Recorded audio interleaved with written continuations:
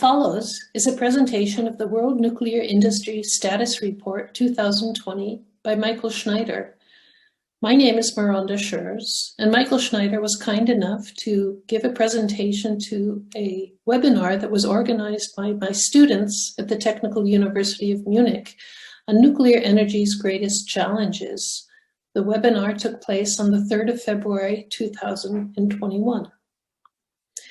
A few words on Mycle Schneider before we listen to his presentation. Mycle Schneider works as independent international consultant on energy and nuclear policy. He's the initiator and lead author of the World Nuclear Industry Status Reports. He's a founding board member and the spokesperson for the International Energy Advisory Council, and a founding member of the International Nuclear Risk Assessment Group, as well as a member of the Fissile Material Working Group, hosted by the Center for Arms Control and Non-Proliferation in Washington, D.C. He's a member of the International Panel on Fissile Materials, as well as the Fissile Material Working Group, both based at Princeton University. In 2010 to 2011, he acted as lead consultant for the Asia Clean Energy Policy Exchange, implemented by IRG and funded by the USAID, with a focus of developing a policy framework to boost energy efficiency and renewable energies. Between 2004 and 2009, he was in charge of the Environment and Energy Strategies Lecture of the International Master of Science for Project Management for Environmental and Energy Engineering at the École des Mines in Nantes, France. And from 2000 to 2010, he was an occasional advisor to the German Environment Ministry. He's also advised the French Environment Minister's Office and the Belgian Ministry for Energy and Sustainable Development. Beyond this, he's held briefings at national parliaments in 16 countries, as well as at the European Parliament.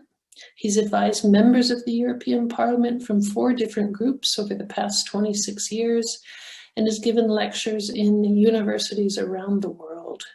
Mycle Schneider has provided information and consulting services to a large variety of clients, including international institutions, organizations, think tanks, and NGOs, and in 1997 was honored with the Right Livelihood Award, also known as the Alternative Nobel Prize. Please join me in listening to a very exciting presentation by Mycle Schneider. Okay, good. So just a few words maybe on the project. This is the status report to 2020 was the 15th edition, and we've done this pretty much every year since 2007 in different formats, and it has developed enormously since. We have now a sort of a core team that I'm really proud of. It's an interdisciplinary team with people from Chatham House in the UK, with Ali Ahmad from Harvard, with Meiji University involved, University of BC, and Technical University of Berlin. And I think it's a real good mix of sort of specialities, and I'm really glad that this is now sort of a solid group of people to work on this. The whole idea is to give an overview over the long term. It's like energy policy analysis is an issue of a movie and not of a photograph. So you've got to look at the longer term in order to understand status and trends. And that's what we're trying to do with a multi-indicator analysis. And I'll jump right into it. A large number of indicators that we follow. This is the first one, reactor startups and closures in the world. Right from the beginning in 1954 to 2020. And we see that there are these 2 big waves in the 70s and the 1980s, and then there is a pretty flat development since. We see over the past 2 years, we had 5 startups in 2020 versus 6 shutdowns, closures, permanent closures in the same year. And the year before, in 2019, we had the opposite, 6 startups and 5 closures. So it's very much a stable development over these years. However, if we look more closely, and what really is striking is the role of China in the developments over the past 10 years, as you see here. And we had 8 from 10 startups in 2015, and still a significant role of China over the past few years. If we take China out, this is the picture, and you see that it's really a flat development with very low numbers of startups around the world, and an increasingly significant share of closures. In a cumulated manner, it looks like this. So we had this basically uninterrupted rise until the end of the 1980s, and from then a flat development until 3/11. So we see 2010 here, the significant drop after that. And we've had sort of a slow catching up over the past few years, and we stand now at 412 reactors operational, with an installed capacity that has caught up quite exactly to the same number that was the historic maximum in 2006.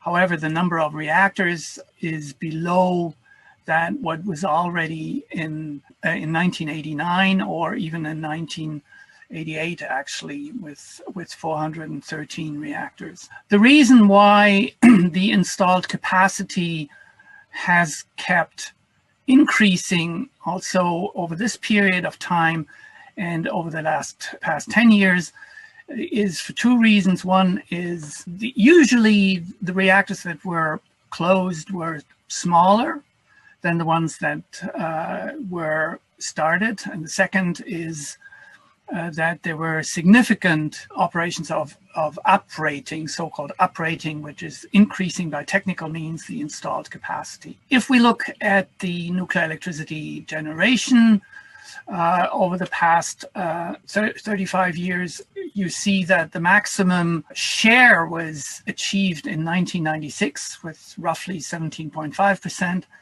and it has been sort of stabilizing over the past 10 years around, after that drop, post 3/11, around 10%. And obviously we've had an increase with the increase again of the numbers of reactors and installed capacity over the past 10 years. So we're now very close to the historic maximum of 2006. If we look at this in a more detailed manner, we realize that most of that development over the past 10 years is due to China. And even over the 2019, this 3.7% increase is mainly due to China. So we really see that there is a sort of a stagnation worldwide, and the very exceptional role of China in this development. If we look at reactor constructions, it peaked a very long time ago in the late 1970s, where 234 units were listed as under construction. That compares to 51 at the end of 2020. You see that we have updated some of the data to the end of 2020, not all of it. That's what the status report does. That is coming out later in the year, usually now in the month of September. So 51 reactors under construction compared to 234 late 70s. And the other point we see here is that 48 of these reactors at the time never made it to the grid. So we do have this phenomenon of reactor constructions, and it's on average 1 in 8 in nuclear history that are officially under construction. Under construction means the beginning of the concreting of the base slab of the reactor building. That is officially called the construction start. But many have been abandoned up to, from the early stages of construction to reactors that were 100% finished. So the total we have on record is now 19 abandoned nuclear construction sites.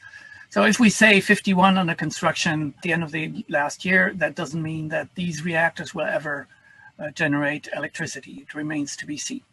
Who is building? There's no surprise here. It's 17 units in China, 7 in India, and 4 in South Korea. Most of the other countries have 1 or 2 reactors under construction on one site. The UAE is also 3 more reactors at the same site under construction. So relatively small numbers per country that are building. We see that few surprising construction start dates here with 1985 in Slovakia and even 1976 for the first construction start of Bushehr 2 in Iran.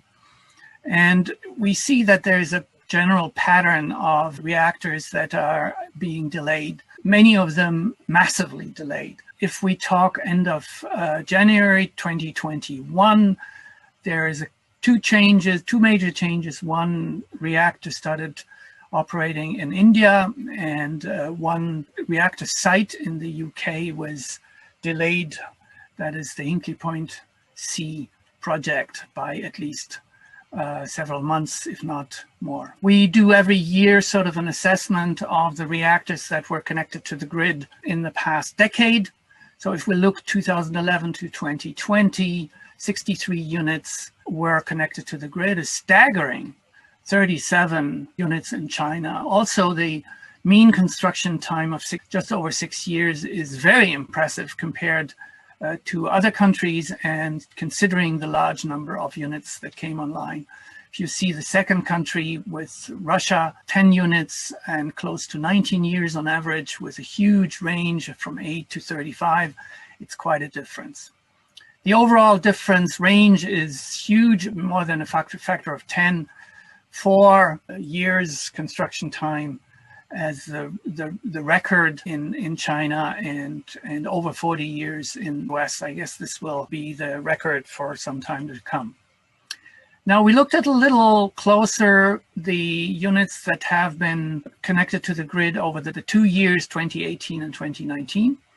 These are the construction times that were expected at the beginning of the launch of construction.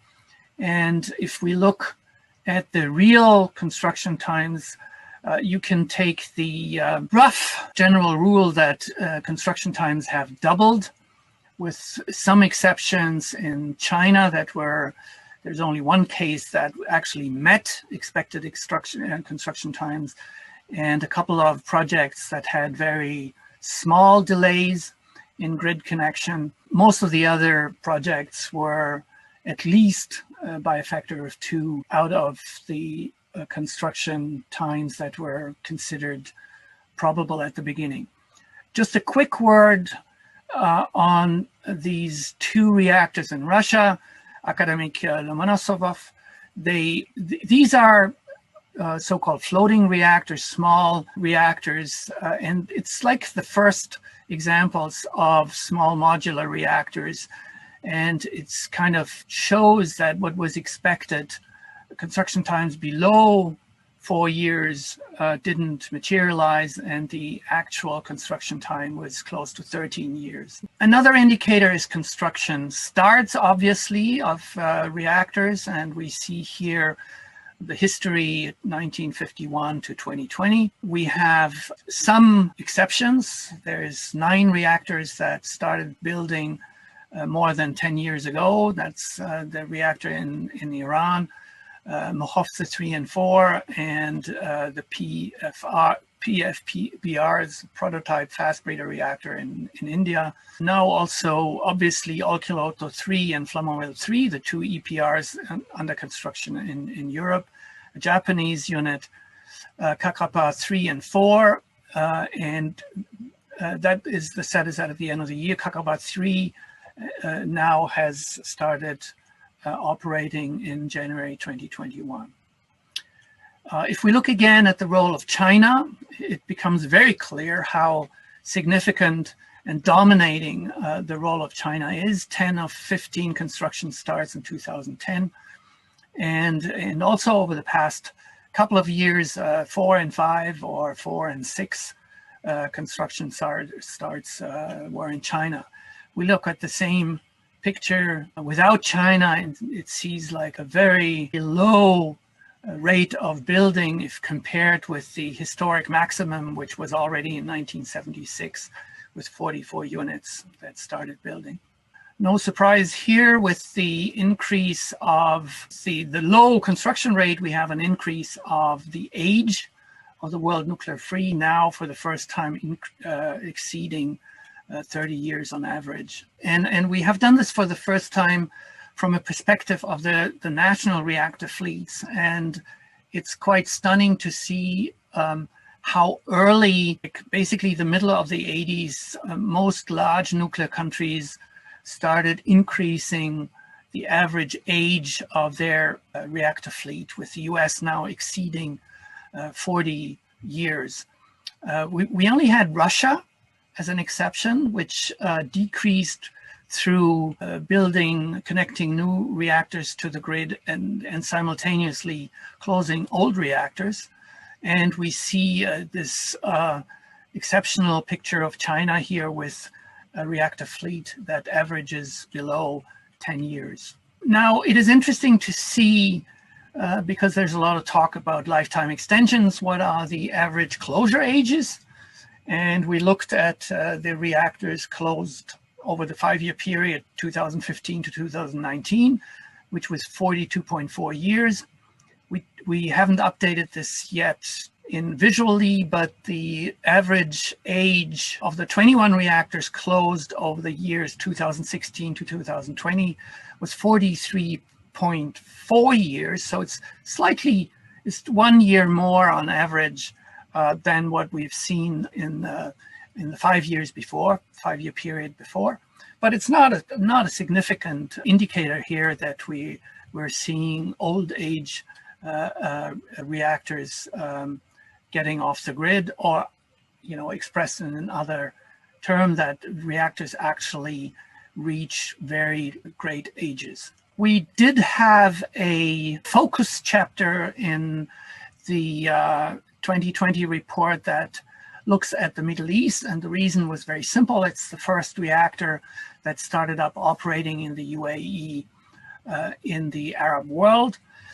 And so we looked at that history since the construction start of Baraka 1 in 2012. And let me just quickly walk you through this slide. This is the cost range of the LCOE cost estimates by Bank Lazar. We use that as a reference, and it's considered internationally as a rather reliable reference source. So in 2012, the cost estimate for Baraka, which has never ever been publicly updated, was just below the lower end of the Lazar cost estimates. And if we look in 2019, lower end of the cost estimate of Lazar is higher than the high end in 2012. What we see at the same time is that we had concentrating solar coming in at $200 per megawatt hour in 2013. This dropped by 2017 to the range of cost estimate at the time of nuclear. A dramatic drop here. And we see that photovoltaics have consistently decreased. And we see the last phase of the Swayan project getting grid connected, 1.2 gigawatts, so a very large plant, at cost levels that are $17 per megawatt hour. The record, of course, was in 2020 with an auction bid that was $13.5 per megawatt hour. We're looking at really a factor of 10 difference in the same economic environment, in the same country, as the nuclear project of Baraka. We did in the 2020 report a first assessment of what the global pandemic of COVID-19 actually means for the nuclear industry. And it's very preliminary, and take it with a pinch of salt, and it has to be updated and it has to be completed. This was the first time that a global pandemic hit the nuclear industry. And it was clear that, there are a number of key safety and security issues that were in jeopardy. Obviously, everything that is linked to periodic and frequent testing has not been carried out as usual. The 4 eyes principle, where always 2 people have to assess a given situation, could not be honored. Particular staff groups were sensitive, particularly vulnerable to the epidemic, and obviously emergency situation management impacted by the pandemic. Now, I don't want to go through all of these points, but I want to highlight a few ones. It came to us as a surprise that there was no real national systematic reporting systems. So there is no comparative statistical basis on the international level. We were really surprised by that there's no effort internationally to get this done. Some utilities reported large numbers of infected people. EDF, 600 over a 12-week period. We don't have any definite numbers since. The French regulator, amazingly enough, reported none. The technical support organization, IRSN, reported 9 infected, but they only tested 13. It's unclear how many were tested outside IRSN control, but it's 1,800 staff, so very surprising here. The Hinkley Point B site had at least 1 person that deceased, and no other numbers have been released. So very bad statistical data here. It's clear that there were dramatically reduced staff levels in many nuclear facilities. For example, 2/3 of EDF nuclear staff on telework in France, and that left problems of instruction and surveillance of contractors and subcontractors. A couple of examples of concrete consequences.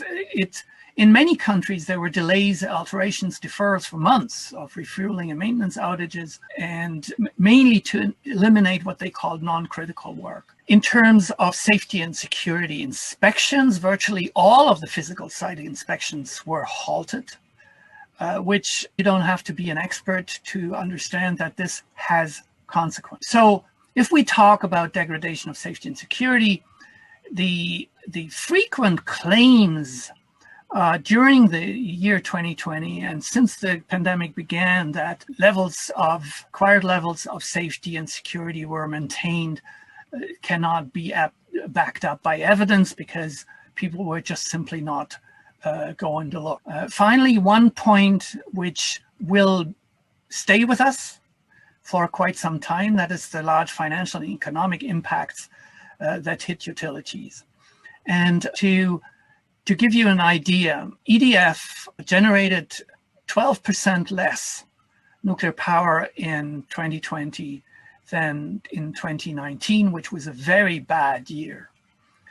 So economically, we do not have the financial results yet for 2020, but it's obvious that it will be very expensive. What we always do in the status report, we have some national blips, let's call it sort of a focus, but that is very free depending on the authors, how it is being dealt with, and it's depending on what happened in the given country and what chapter authors consider most significant. So in the French case, we did an assessment already in 2018 of the cumulated duration of unavailabilities. And this is only at 0 power. So this is not including the lowering of production by load following or other means. These are only days of 0 production. In 2019, that affected 5,580 reactor days. That is accumulated 96 days per reactor. So on average, with a large range, as you can see here, the lowest number to the highest number of days per reactor, but on average, these reactors were down over 3 months in the year. We were puzzled about this EDF representation by planned unavailability, so planned fuel replacement and maintenance versus forced unavailability. And you can see the darker spots here are very small compared to the total. So we thought this was intriguing and did a much more specific assessment to try to understand what was actually planned unavailability and what was not planned. And it turned out that, in fact, most of the outages have been extended significantly over the planned durations. And on average, this totals more than 1,700 days, or 44% additional closures, shutdowns for maintenance than scheduled at the beginning of the outage. So in other words, the operator doesn't have a clue when they will reconnect the reactors at the moment when they shut them down for refueling and maintenance. And I think that should keep people thinking when they say nuclear power provides power 24/7. That is not really here in the records. This is a blip on the US. These are timelines for 19 US reactors that are subject to early retirements over the period 2009 to 25. Of these reactors, 11 have already been closed. These are 10 indicated, but Duane Arnold closed over last year. So what we're seeing is that the majority of these reactors actually had already renewed their license for operation until 60 years. And they were shut down mainly for economic reasons much earlier than anticipated. And so we as we have seen, the closure ages are rather around 45 years than licensed ages of 50 or 60 years. There are a few examples of where scheduled early closures have been reversed because the state governments gave subsidies to the operators. The operators basically went to the regulator and said, listen, we have a low carbon electricity generating source, but it cannot compete in the market. So give us some money and we keep them running. Now, it turned out that in the case of 2 reactors, there was a massive fraud, a massive corruption operation involving $60 million bribes that basically bought half of the Ohio state Congress in order to pass a bill that would authorize subsidies for uneconomic nuclear reactors.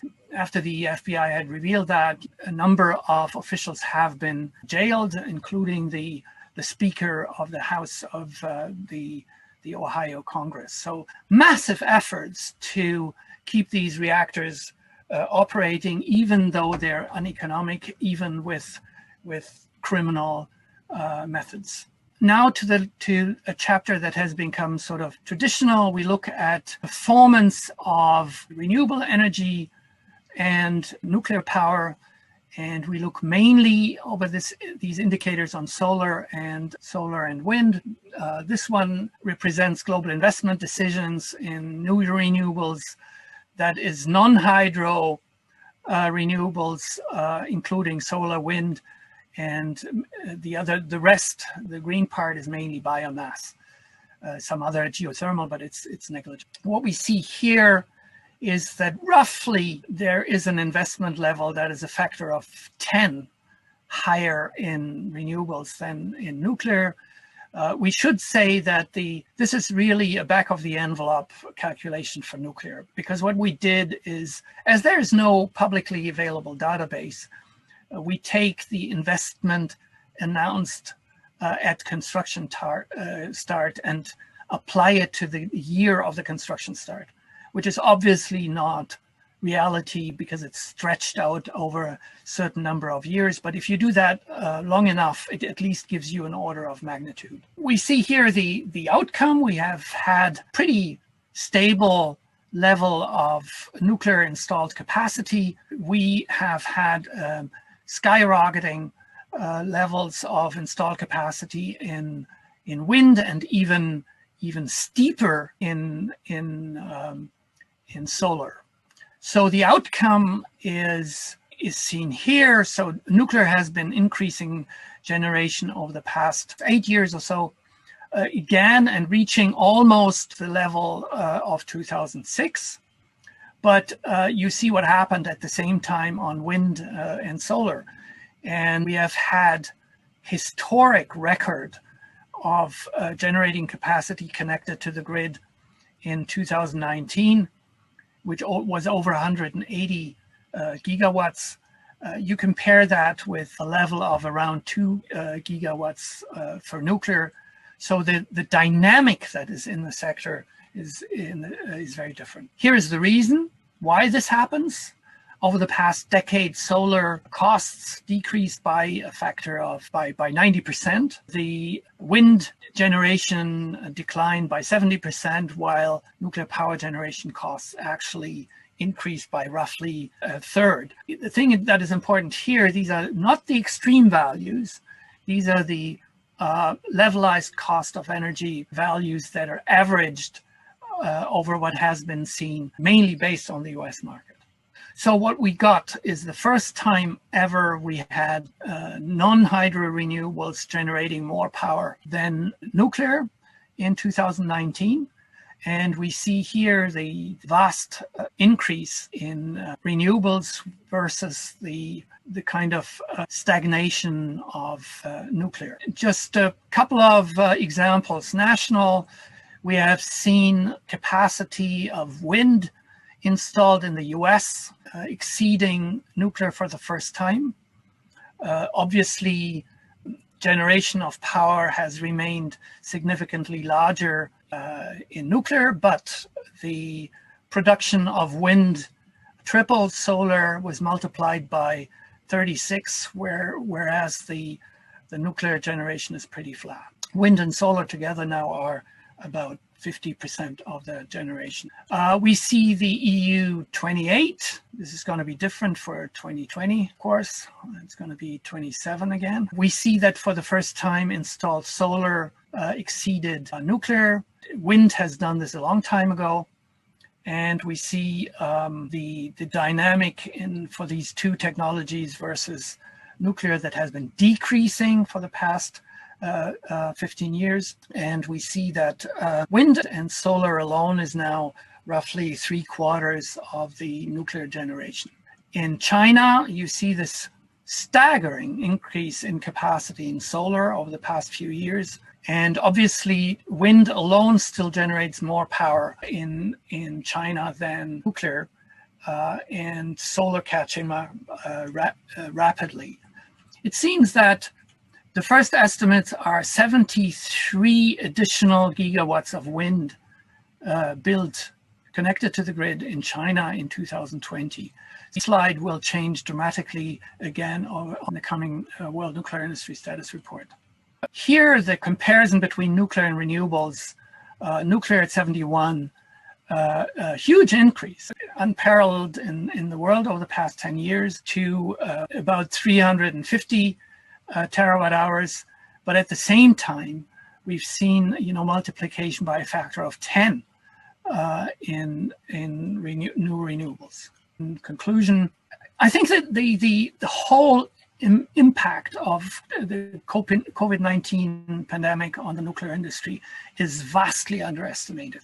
And it needs some consistent effort to analyze that. And I think that we need access to precise figures on infections, precise figures on changes in workforce at per nuclear site. That's not only reactors, also the other sites, in order to get an idea of what the implications are for safety and security. On the Middle East, Baraka is the first, but as far as we can judge, at this point, there is no sign that this will be an example and a typical dynamic for the Middle East, but it's likely to remain an exception. We will see definitely with the analysis of 2020, a much more significant resilience of the renewable energy sector than the nuclear power sector, which was very fragile when the pandemic hit. Thank you very much for your attention.